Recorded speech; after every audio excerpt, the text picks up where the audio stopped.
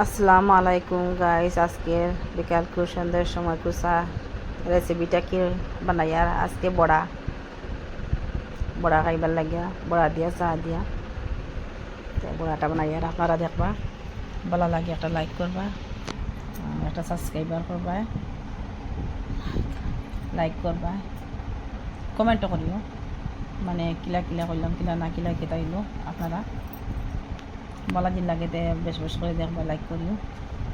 চা একদিকে চা বইছি, একদিকে মানে লড়া বইলাম ফড়াই বইলাম, তখন আমার জোর লাগে মানে বড়ার লাগিয়া দুপুরে বানাইছিলাম যে বড়া, একটু বড়া খালা খালা পড়ে গেছে একটার মাঝে।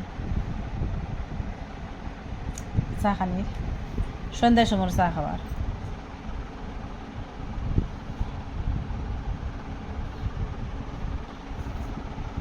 তুমি বড়া খাইতে নি বাবু, বড়া খাইতে নি বাবু, जी जी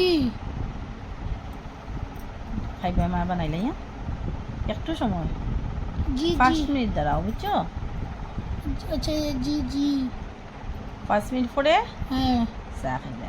अच्छा আমার বাবা মায় তো লবণ বলে গেছিলাম, हम्म, একটু লবণ দিচ্ছে এখন বুঝছো। हम्म।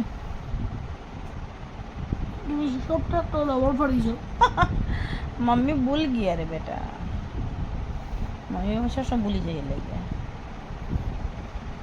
মা বড়া বানাই দিচ্ছে এখন চা লগে। আর আমার বাচ্চা চা খাইতো, তার বাবা চা খাইতা, আমি চা খাইতাম। 3 কাপ যে বড় ছেলে তোরা কিচ্ছি এখানে বড় ছেলে আয়া খাইব যে দোকান তো নাই খাইবে ভাইয়া, আমরা খাইলে এখন না নি গাইস। আপনারা দেখুন সন্ধ্যের চা